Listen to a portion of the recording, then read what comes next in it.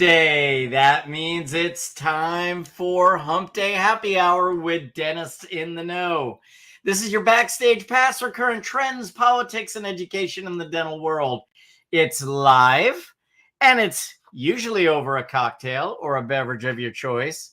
Tonight, Jeffrey's tummy is having to take something a little lighter, but nonetheless, I will be having fun with you, and all of us are here to share great information.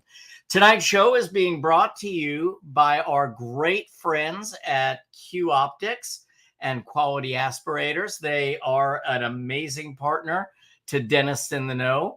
I am accompanied by my great friends, Dr. Chad Duplantis and Dr. Jennifer Bell. As you know, we are all dentists, we are all business owners, and we are all educators. And our job is to bring all of you in the know. So welcome, my friends. The band is together again 2 weeks in a row. Kind of exciting, huh? Kind of exciting.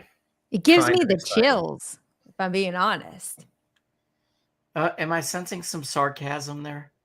Maybe from Chad. I'm being dead serious. Yeah, I could tell you were serious, but Chad seemed kind of sarcastic. Yeah. How was I sarcastic? Sarcastic.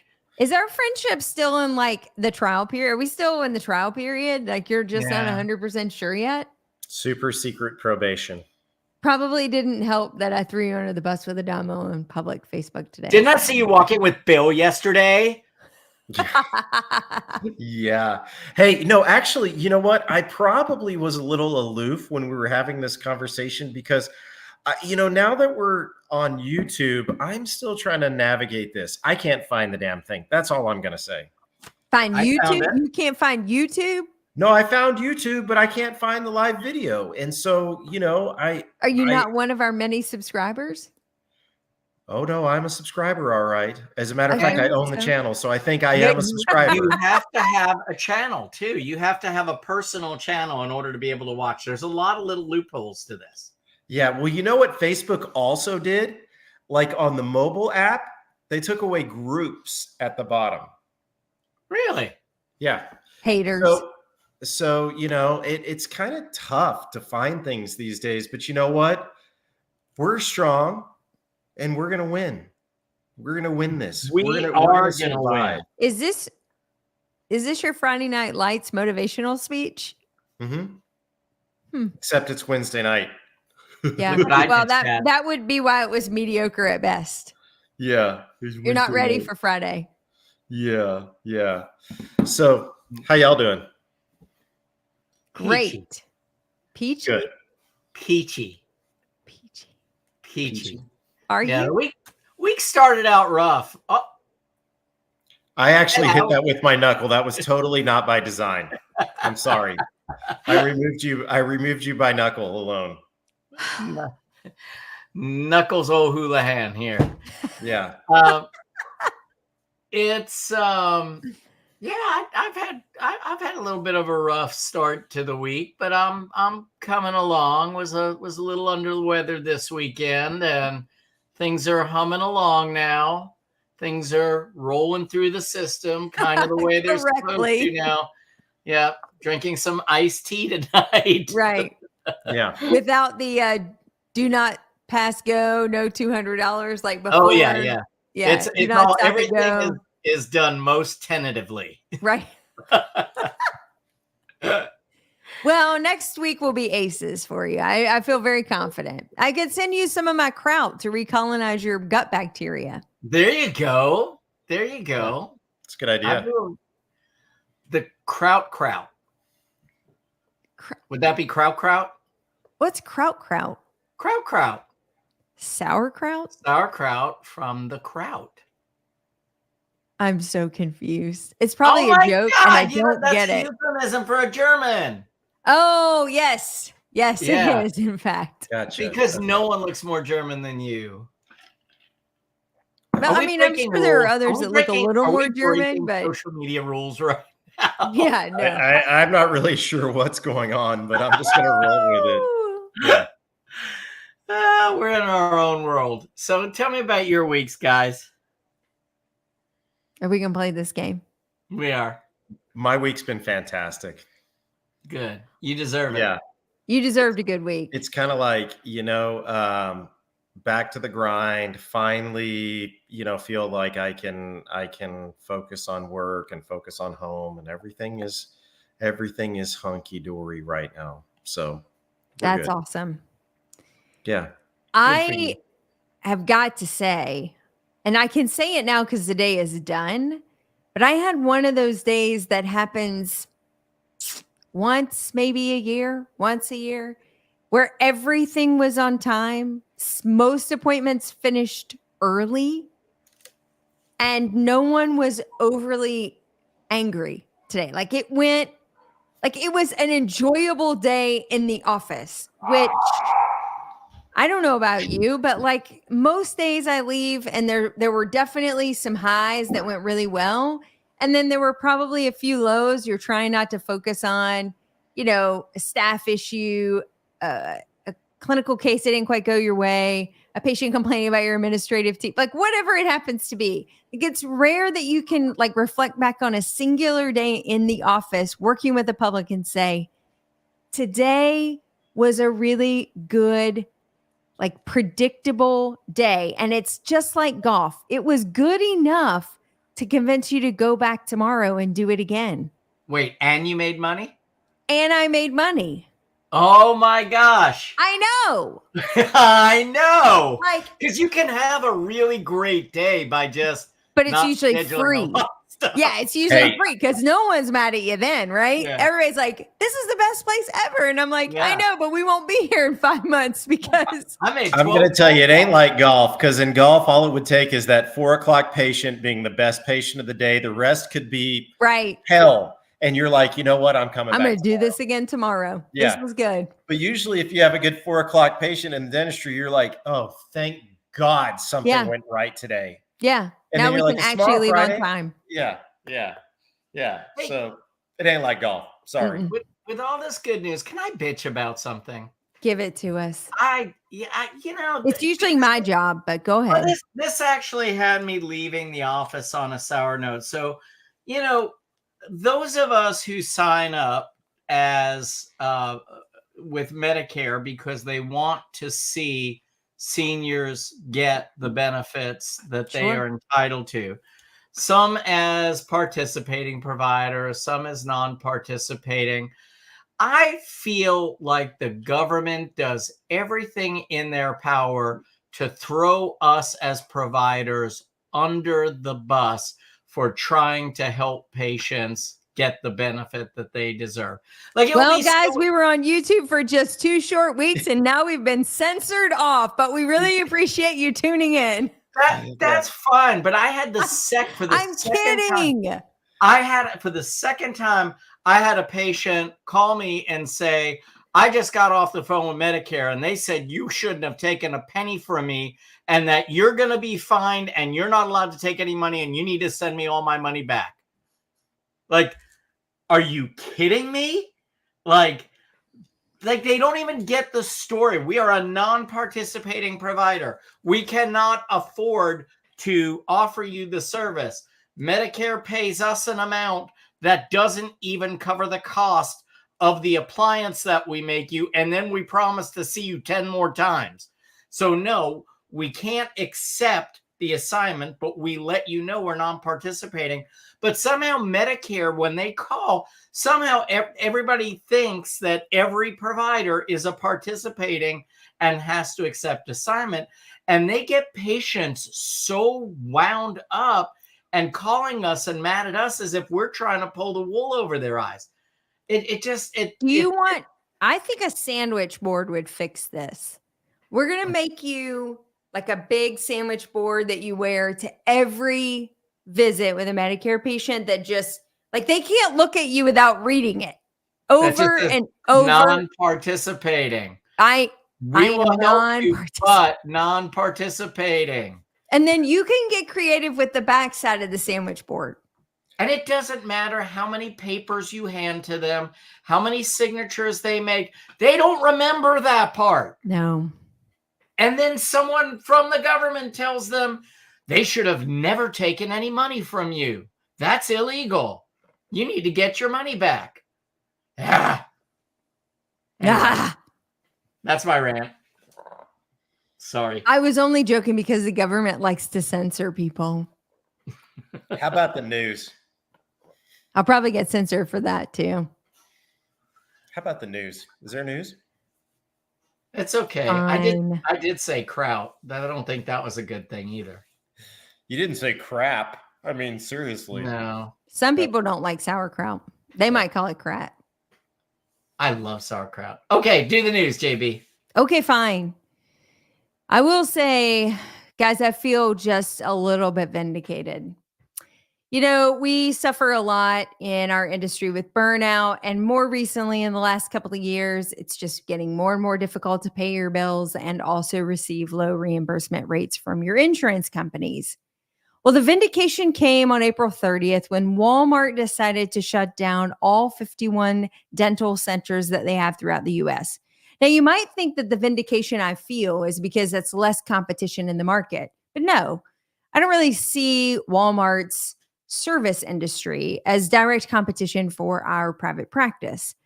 But they've noted it is the increasing cost of providing care and the low reimbursement rates of doing dentistry that has forced us to consider closing all 51 locations. And it makes me think, if Walmart, which is a billion-dollar company, is having a tough time justifying the bottom line of a dental service company, then maybe it sheds just a little bit of light on the challenges that are currently happening all across the country in the world of private practice. And why we're seeing many of them either retire, leave the industry altogether, sell their practices either to another private practice individual or to a DSO, or try to find some cohesive opportunity with other individuals in their collective space. But you know, if Walmart has a hard time making the P&L look right on 51 locations and the overhead to run a dental practice and what it costs to do that on a daily basis, it at least makes me feel a little bit better that our profession as a collective group has also been scratching our heads, particularly over the last 24 months, going, the math just doesn't always make sense about what we're doing as a profession and a business. So I'm not celebrating Walmart's loss, so I'm sure in some communities that's probably a big help to bring those patients back into the private practice. But it definitely is eye-opening to see that we're not the only ones struggling to run a dental practice. Another big piece, you know, this Change Healthcare cyber attack just keeps giving. It's like Dory, just keep swimming. Well, Change Healthcare keeps giving. Now they've disclosed for sure patient data has been compromised. In fact, the attackers are now holding 22 screenshots showing all the patient data that they now have access to. United Health is coming out with different language to help support those individuals whose data may have been compromised in all the patients. But I will say the very interesting comment from this particular article said, nearly a significant portion of the US population. So that sounds like a lot, like maybe more than 60%, maybe more than 70% of the US population at some point has gone through a processing claim through United Health Group. And so, you know, who knows, you may be getting some notification in the mail regarding your compromised information. This story just continues to unfold. I'm not 100% sure that we are back to business as usual and that many individuals are still suffering from their claims not being paid on time. If that happens to be you, there is some help. You need to go to United Health. They have a support system there. If you're having a hard time paying your bills because of a delay in payment or your inability to submit claims because the systems have been down, there is some support to help you through that difficult period. And I would encourage you to consider that. The last little bit of information that we have for you tonight would be for our dental faculty members out there. There is a new bill that's been introduced that would give faculty members the opportunity to exclude their dental loan from their federal income tax. And they would be able to get some benefit from that. That's just one additional mechanism they're trying to put in play to help increase the ability to recruit dental faculty to work in our dental schools and universities. But they're working with HRSA right now to see if they can get a dental faculty loan repayment program which would give some advantage to those faculty members who may choose academics over private practice. And with that, that's the news. Very, very, very, very good. Hey, would you also know I did not at one time mention a murderer? There was a stalker story. I chose not to disclose that one. There was an embezzlement story from a dental school. Guys, I tried to stay, I'd like some recognition for my positivity. That's all. Yeah. I'm happy for your positivity, but I'm still a little bit aggravated. Myth? Yeah. I'm in a bad mood tonight, guys. I had a kind of a up and a down this week. I have an instructor that I absolutely loved in dental school. And it looks like he was kind of moving towards retirement, and he had just moved to Northwestern Arkansas, and he was working at Walmart as a dentist, and he announced like last week or so, and I think it was just kind of a retirement job. And then this week we find out that So he had the job for 1 week? I don't know how long he had it, but he had just kind of announced that that's what he was doing. He was moving on from another practice, and I was like, oh man, I hate to hear that, but when I read their reasoning, it's kind of like anybody with half a brain would be like, well, duh. But the sad part is for the other professions, it's kind of a slap in the face because it's like, well, we're going to keep optometry in the vision centers, though. Yeah, but that just tells you the margin in dentistry is nowhere near what it used to be. And if Walmart can't buy supplies at a discount, like if they can't get their goods and services at a reasonable rate and they have the leverage and the buying power that they have, like all they have to do is say, we're Walmart, and you get an immediate 50 or 60% discount over 51 practice locations, even if you didn't factor in Walmart, even if they were just a DSO. At a DSO, they'd begin at 40% less than the average practitioner. Okay. But then factor in the fact that they're, backed up by Walmart, they should be getting a 60% discount on their overhead, maybe not staff costs, but certainly anything else that runs the machine, and they can't make it work. I don't understand. Well, I get it. And I'm personally not upset that that's not well, none of us want to be a commodity. Yeah. But I do have, really quick, because I know our guest is waiting, but I got to tell you two funny stories. The first one is that there is a person that has been advertising locally that they will be at a motel here in Fort Worth this weekend, providing veneers to anybody who would like. You just have to sign up for an appointment online. Mm-hmm. Now, this person's not affiliated with dentistry at all. So I kind of want to go to the motel and see kind of exactly what they're doing or how they're doing this. The second one is I got a call today from a prospective patient that has decided to do an online grill, and they were having trouble taking their own impressions. So they called just to see if they could come in and we could take their impression for them. Oh, you said sure, didn't you? Yeah, we kind of said, yeah, no, thanks. So anyhow, there's got to be a CDT code for that. Yeah, there's got to be a CDT code. You know what? You should have directed him to the motel. That's a great idea. I should have. Yeah. But there's a great I'm going to the coding committee. I think we need a code for DIY impression support. Like I think whole other can of worms. This is a marketing opportunity. You become liable for any failure of that device if you took the impression. No, I don't. Not if I use the appropriate code. Yeah. Shush. Let's invite our guest on the screen. You're being rude. It's all about the code. Hey, I tell you what. The veneer guy at the Cicero Motel knows what code to use. Hey, Jeff, I can't do two things at once. So why don't you bring up our wonderful guest, and I'm going to introduce her. You do that because she is a delightful lady. I got to talk with her for a few minutes before, and I'm excited for everyone to meet her. So I am excited to, as we mentioned before, our sponsor this evening is Q Optics, and I asked Brent Downs of Q Optics, he's the national sales manager, to please introduce me to somebody who is spectacular in dentistry. And without hesitation, he introduced us to Sherri Lukes, who has her master's in hygiene. She's a fellow of the American Academy of Dental Hygiene. She was the 2023 Western Society of Periodontology Dental Hygiene Speaker of the Year. She's a speaker, she's an author, she's an educator. One of the things that I really like learning about her is that she has an extreme passion for oral pathology.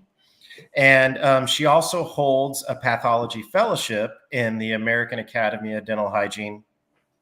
She's the past president of the Illinois Dental Hygienist Association and a member of the American Academy of Oral Medicine. But as I learned prior to the show, she is also very passionate about mental health.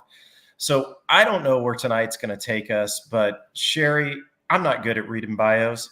I hope I did you justice. I think you're phenomenal, and we're honored to have you. So thank you for being here. Well, thanks for having me, guys. I have so enjoyed the banter back and forth and all the news. We appreciate that. We try and have a little bit of fun and keep it lighthearted, but let's. I'm really interested in those veneers at the hotel. Oh, you know what? It was funny because I brought it up this morning in our huddle, and our office manager was like, "Oh my gosh, I saw that the other day on social media." So she's trying to find the post, and if we find it, you know what? It was public knowledge. I'm going to post it on Dentist in the Know for anybody that might want to go there and get some of their teeth done. Wow. Crazy. Yeah. Crazy. We could go so many directions with that as well, but probably just leave it at that. But hey, tell us about your journey in dentistry. I believe it was 43 years you've been doing this. Yeah. Oh gosh, do I admit that? Yes. Yeah, I've been in dentistry for 43 years. I started out in private practice, like all good hygienists do, correct? And I spent 5 years in private practice. Then I decided I wanted to teach. And I had a great job in private practice, but I always knew I wanted to teach. And so I went back and got additional education, got my master's degree in education, and then spent 25 years at Southern Illinois University. Go Salukis. Salukis. You betcha. So do you know what a Saluki is? I was just going to say, what the hell is a Saluki? It's a dog, right? It is. Like a husky kind of?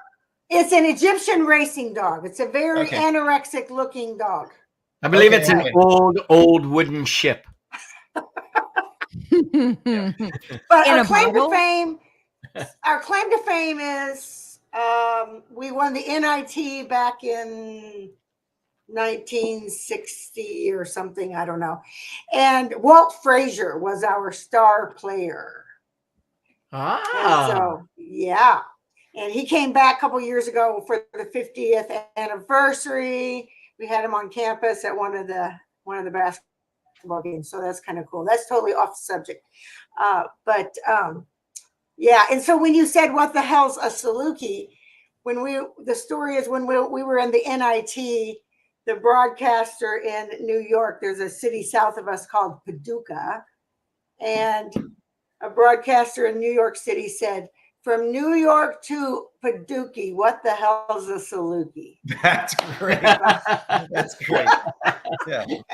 So anyway, yeah. So I taught for 28 years, and I reached an age and years of service the same year. So I was able to retire in the Illinois system. And now I'm semi-retired, but I still do speaking and consulting and writing, and yeah, it's been fun. It's been a great career. So let's start here, since we have a lot of directions we can go. But I want to ask this, since you were in education for so long, do you feel that there should be more hygiene opportunities throughout the United States? Educational opportunities, like, can we produce more hygienists? Oh, well, yeah, absolutely. What's the hesitation? So, I'm curious. Well, it depends on what type of education you're talking about. I personally believe that dental hygiene should be a baccalaureate degree. that all dental hygienists. The program I taught in was a bachelor's degree. We had advanced periodontics courses for our students and advanced courses in special populations and things like that. So, as healthcare grows and we're seeing so many more patients with chronic illness and things like that, I feel like we could be so much more of service to the doctor, and dentists are doctors. I get so tired of, dentistry being the stepchild of medicine. But so yeah, I'd like to see more hygienists, but I'd like to see it be a baccalaureate degree, but that would probably cut out a lot of folks because, most programs are associate degree level, even though it's really 3 years. Most associate degree programs are 2 years, but dental hygiene is at least 80 hours. Most associate degrees are about 60 some hours. So I don't disagree with you. I think we're on the same page. I mean, I think it's wonderful for the baccalaureate degree, and but I do think that we are at a crossroads, and we do need more hygienists. And I think there's a lot of people that want to be hygienists. You know what? We've gone full circle. I've never seen it in my career the way it is for hygienists now. I have former students that contact me and tell me the money they make. I'm like, whoa. Yeah. And, but part of that makes me sad because I feel like, hygienists are in demand, and I feel like they're getting an attitude sometimes. And so, we, and it diminishes that team spirit. We need to work as a team. I felt like I always worked with excellent doctors, and we respected each other. And so, now I feel like hygienists are like, they need me. And so I feel like the shortage maybe has had an impact in more ways than one. Now, do you feel? Oh, go ahead. I'm sorry. No, go ahead. No, do you feel that for some that it may also keep them from, having this feeling of, oh, I need to learn extra about this, or I need to increase my value by learning about pathology, by learning about myofunctional therapy, by learning about non-surgical periodontal therapy. I see that the hygienist is such an integral part of the practice, and all the things that they can offer and ways that they can actually make the experience so much better for the patient. But I also worry that, with the shortage as it is, and where we are, that we're not really seeing that urge to want to go and expand horizons and become more than just a dental hygienist. Yeah. Part of that, though, is the fault of the profession as a whole, dentistry as a whole, that hygienists haven't been able to expand their scope of practice like we would like to. And so, I would love to expand our scope to where we could help the doctor more, take some of the burden off of the doctor. And that's a really touchy subject. I was president of Illinois, and I had to work closely with the Dental Society, and those guys were a pretty tough group. And I just, I hate that. I hate that we have this, feel like we have this friction between the two members of the dental team on a large level, and on a national level, and and I hate that. I don't want that, and I don't want that negative feeling toward hygienists from the dentists and from the dental associations. I have such great respect for dentists in general, and I've always had a good experience. So I always worked with with great people, and so You know, dentistry has changed a lot in 43 years. Well, I can only imagine how valuable your knowledge in pathology must have been within the office settings that you were working in. And so I guess one of my questions is what piqued your interest in oral pathology, and what all did you do with that while you were in clinical practice? Well, what really piqued my interest was when I was in dental hygiene school, the oral surgeon that taught my my oral pathology course. He was an awesome educator, and I just found it to be a fascinating topic. I loved it. Whenever I started teaching full time, I asked for the course. Everyone else is like, "You're crazy. Why do you want to teach that?"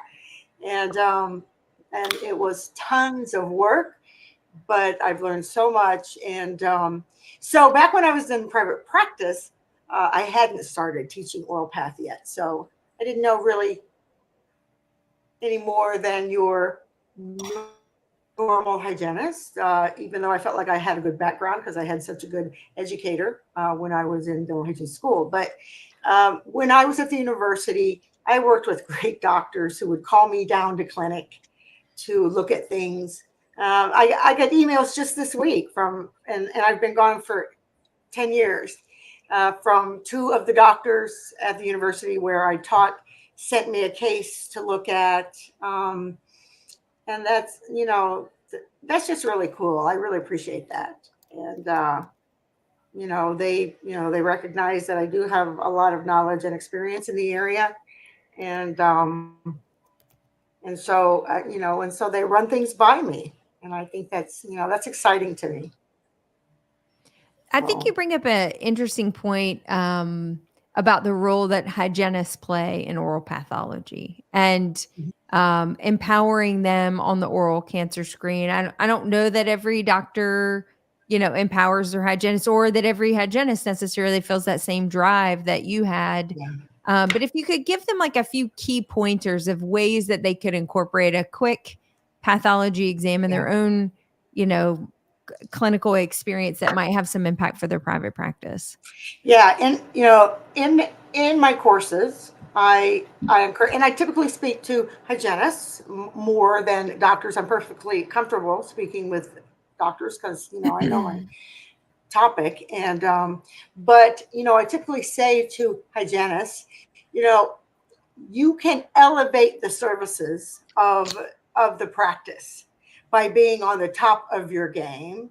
And if that's pathology, great. If that's in another area, oral systemic health, whatever that is, you can elevate all the services of the practice. I want to be the hygienist that the patient goes out and says, wow, my dental hygienist found these red dots in my mouth, and I have hereditary hemorrhagic telangiectasia. My dental hygienist found that, or she found these brown spots in my mouth. I have Peutz-Jeghers syndrome, and I didn't even know that.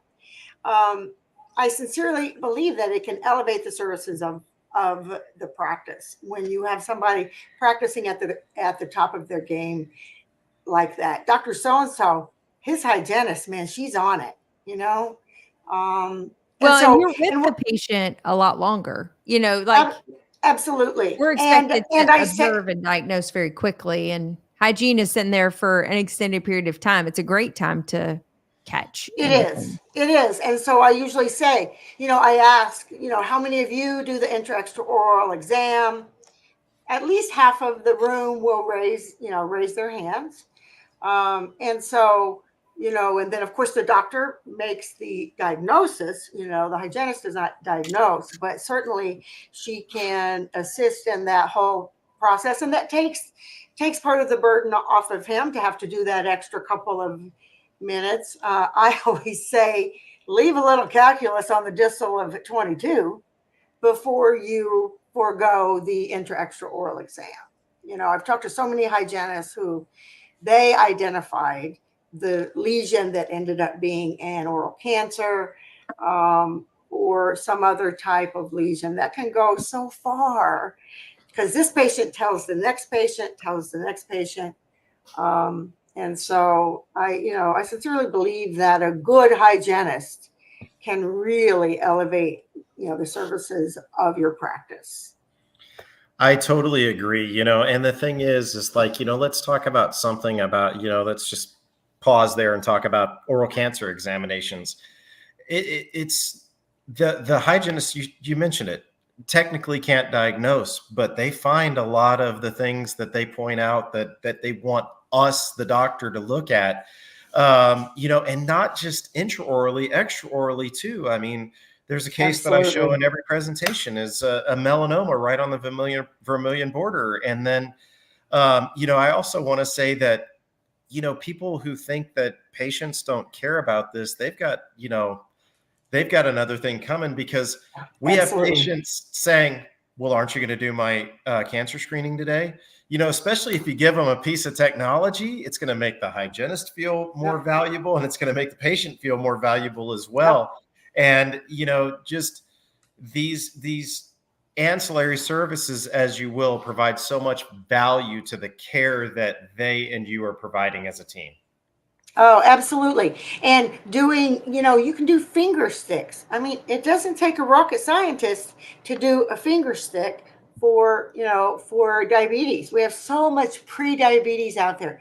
We could expand our services so much. But, that all takes time, and it takes good scheduling and that kind of stuff. It takes everybody being on board, and I mean, I get it.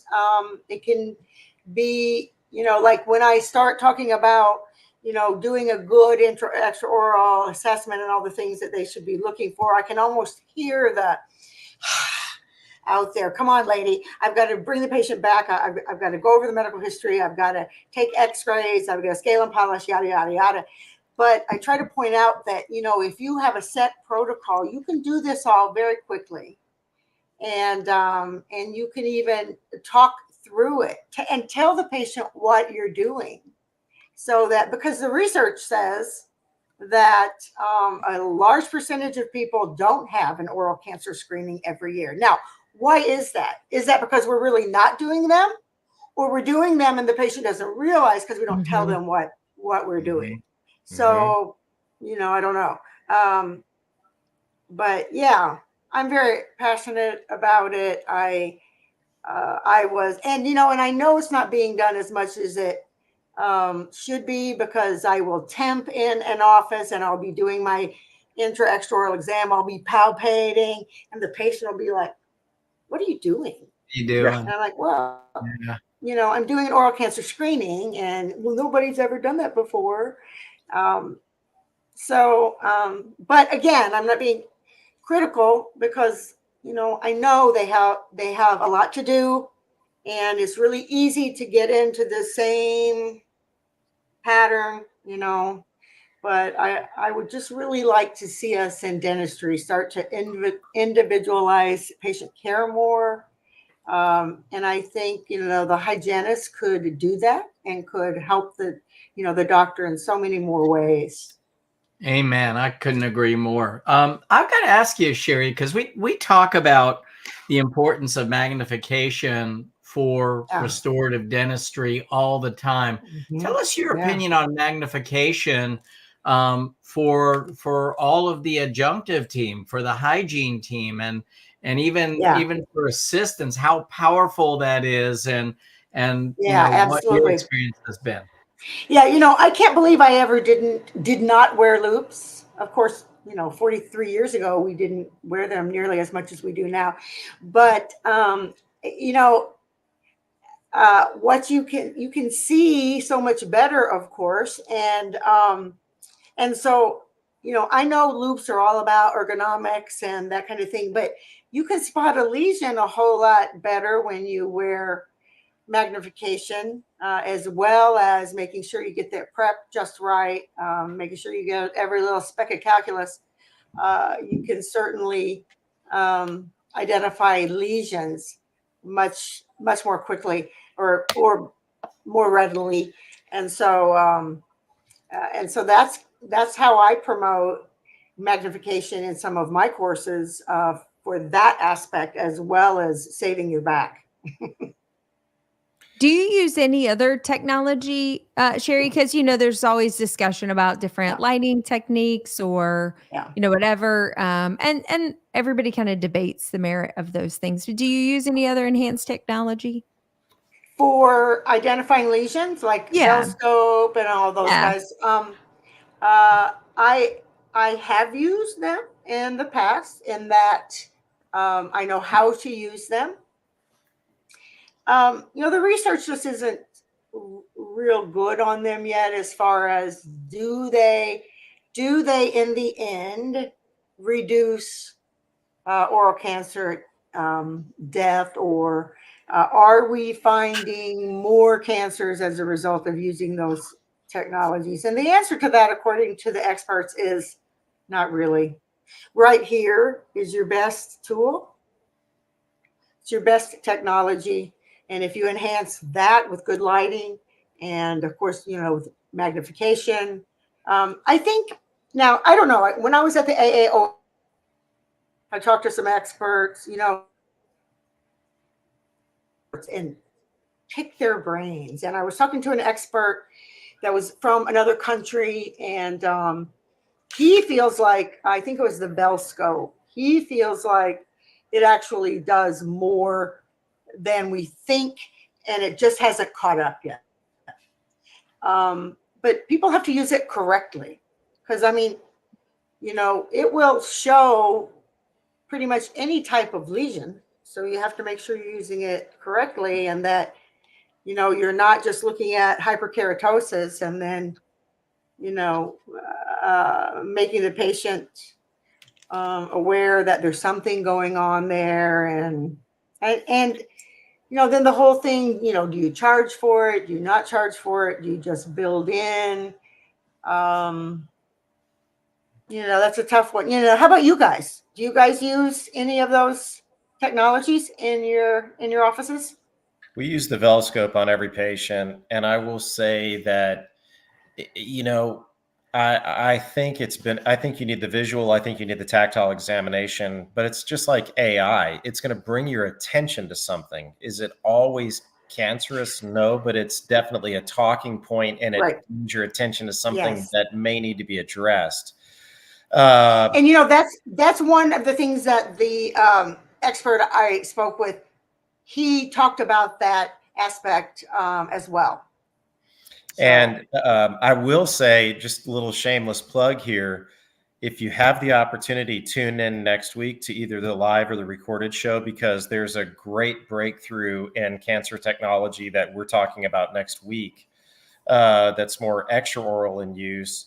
And awesome. It takes it, I'm going to say, probably 10 to 20 steps further than anything that we're capable of right now. And so I would tune in next week. There's something really So is exciting. it looking at, can you give me a hint? Is it looking at some of the it's going to be looking at biomarkers? Skin lesions. It's created by a dermatologist and specifically designed to spot melanomas or see lesions that should be evaluated further. And it's kind of a red, yellow, green light aspect of green light, patient goes home, keep an eye on it. Yellow light, keep a closer eye on it. Red light, they go to the dermatologist immediately. Okay. So, and I'm super excited about it. So that's going to be on next week. So, and I think that's something that actually could be not just a value add, but something that we could use in our practices, and I hate to use the word profit, but benefit from by providing that service, especially if we take it a one step further. So sure.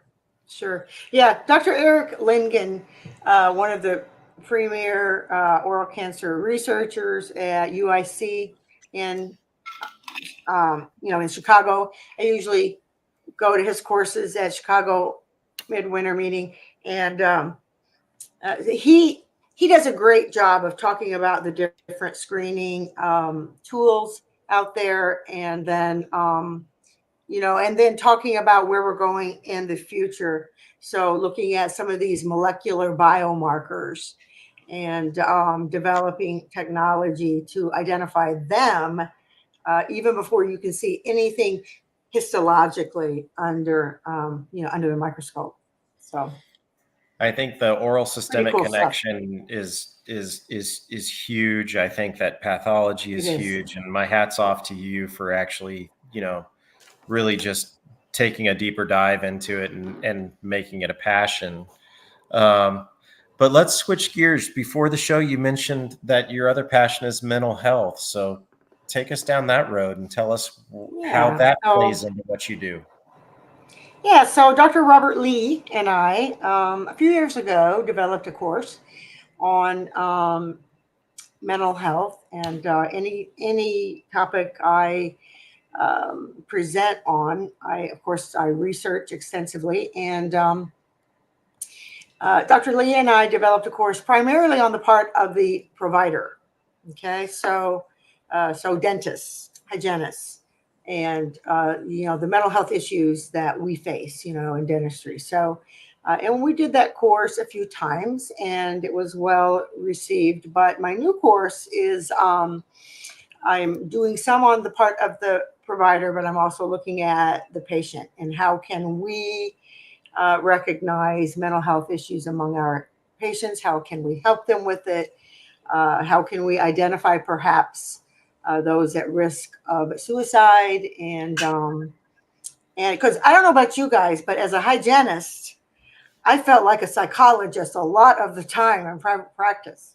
It was amazing. 100%. Isn't that amazing what people will share with you? And you have your hands in their mouths half the time, but the things people will share with you, and you know what? People need to be heard. And I mean, and isn't it everyone's job? Isn't it everyone's job to help people? I don't care if you're the checker at Walmart, the checker at Walmart, the dental hygienist, whomever. Well, you aren't going to be a checker at Walmart in the dental clinic anymore. I'm sorry. No, we had to give that up. Right, I had to give it up. Yep. Yeah.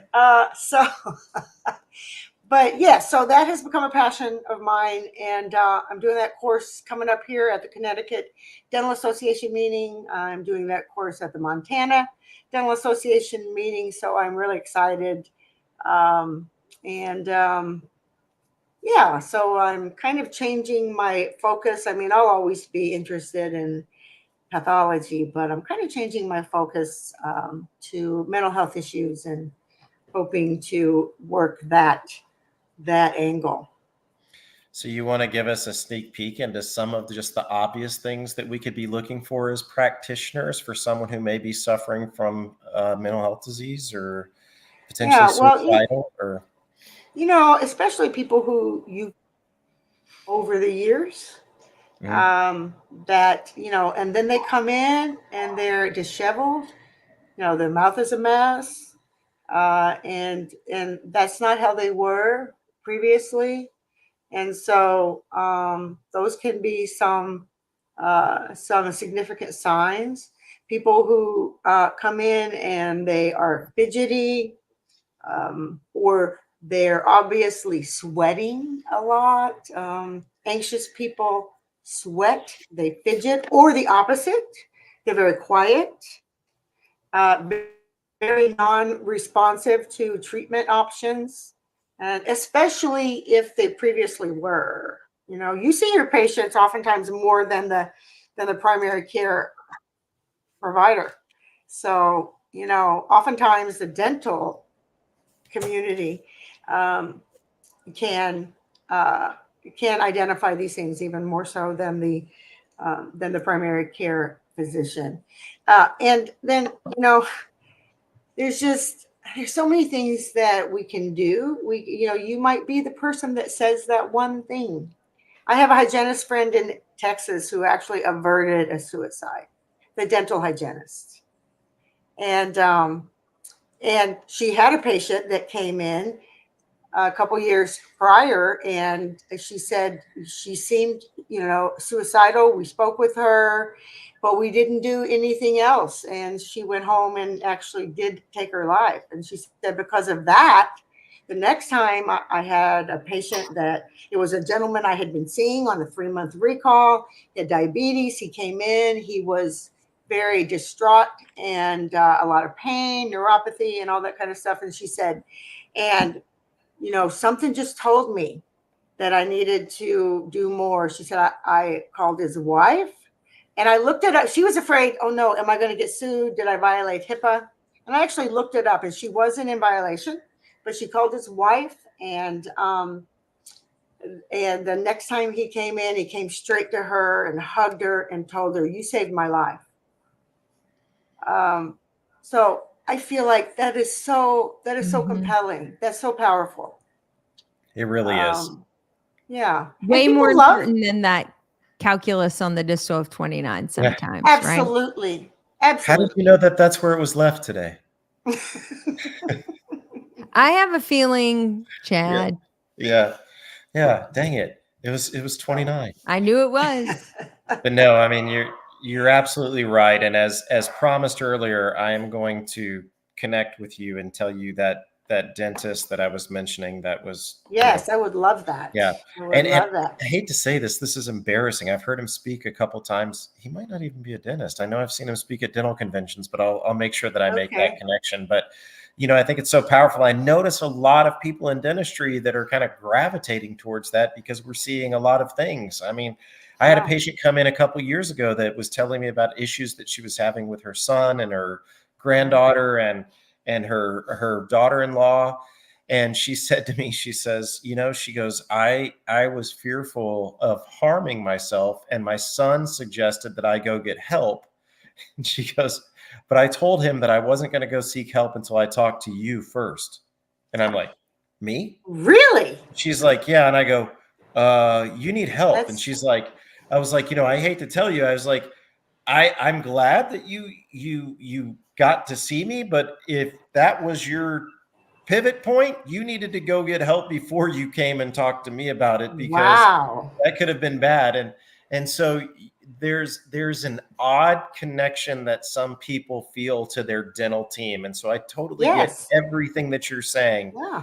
But it's very important that we take that into consideration as we're go ahead. You go. Well, I was just going to say kudos to the ADA too, because when you go on their website, they have some great resources, mental health resources on the ADA website. And I can't say that for ADHA because I couldn't find anything on our website for hygienists to help in that area, but several great resources on the ADA website. So good job, guys. Yeah, well, I appreciate you bringing all of that to our attention as well.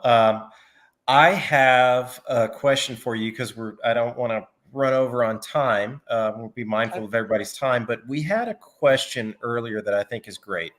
And as a hygienist, I think you would probably be the best to answer this. And it was directed to you anyways. Sherri, in your opinion, what are the most important aspects of a new patient exam? Oh, definitely the assessment phase. So, well, a new patient exam is the assessment phase. And so, yeah, I think the intra-extraoral exam, of course, is first and foremost. I think in a new patient exam, we should look at the overall health as well. I believe we should be taking blood pressures on every patient. I do a whole course on keeping the medical history front and center, always looking back at the medical history. So, taking a good medical history, going over the medical history. I love my dental office, but nobody ever updates my medical history. So I think that's so very, very important. And before we get in there and start, scaling and polishing, I feel like we need to look at the overall health of the patient and what might be going on otherwise with, systemic health and other issues that will ultimately affect the patient's oral health. But we tend to jump in there and start with our procedures, right? Yeah, you're right. I I mean, think You that's mentioned I mean, earlier about yeah. You'd mentioned. I'm sorry. You'd mentioned earlier go about finger sticks and how important pre-diabetes and understanding the diabetic condition and how oral conditions can make the diabetes worse. How having diabetes can predispose one to Yep. additional periodontal issues and Yeah. other oral systemic connection, other oral health problems. What have you ever done any HbA1c testing within the office? Because that's actually a pretty easy thing to do now. It is. And I feel sure we have a code for that now that we Yeah. can be reimbursed Mhm. for. Yeah, we did it. We did it in our clinic at the university. We had a grant. I'm not sure if they still do it, but we were doing it on every patient, at the university. And I thought it was a great service. We identified a lot of people who were, pre-diabetic. And so, and the research says that there's a lot of pre-diabetes out there. We see the patient more than they see their primary care provider. Why not do a finger stick in the dental office? And you can charge for it. And some of those procedures you can bill on the medical side. I don't know. Have you ever heard Kendra Sellers speak? I've never heard of her. Have you? Either of you guys heard of Kendra? She's been commenting all night, Sherri. Has she? Yes. I love her. She's been commenting all night. We love you and appreciate you, Kendra. Hey, Kendra. She is a wealth of information on billing on the medical side, that you guys could collect so much more money for some of your services if you build on the medical side instead of on the dental side. It totally opens the door to the discussion of periodontal health and non-surgical periodontal therapy. It opens the door to the discussion about sleep apnea and other inflammatory and that's huge now too, isn't it? Yeah. So there's a lot there, even beyond just being able to bill for it. There's just so much other discussion and other services that we can offer our patients from that. Yep, sure can. So I'm laughing because Jeff, you kind of brought up a couple of comments here, and I just want to let you know that Jeff's favorite commercial out there is the Jardiance commercial, and I think we should just collectively sing that for him, and just because he feels that it's such an important aspect of our profession. I take once daily Jardiance, and it stays strong.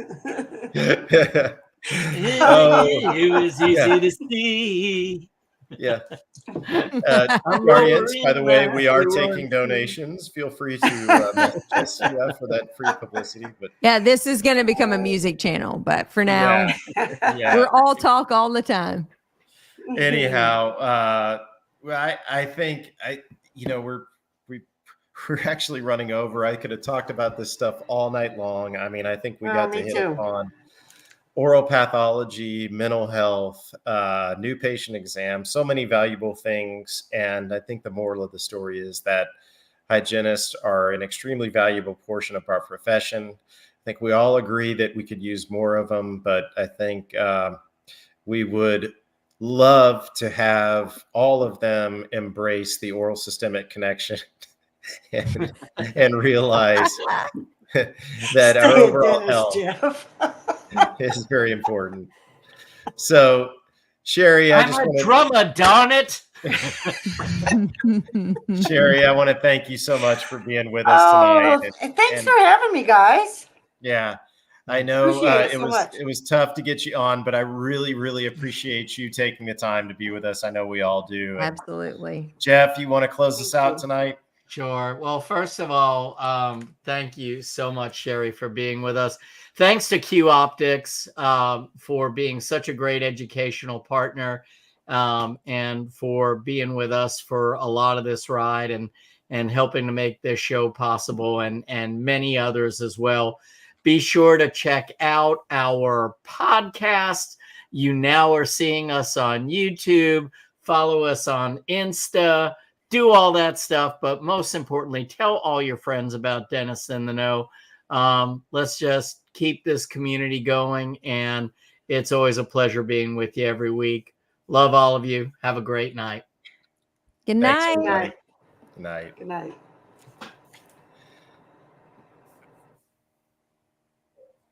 So I don't know if I sounded okay or not. Mm. Oh, we're not done?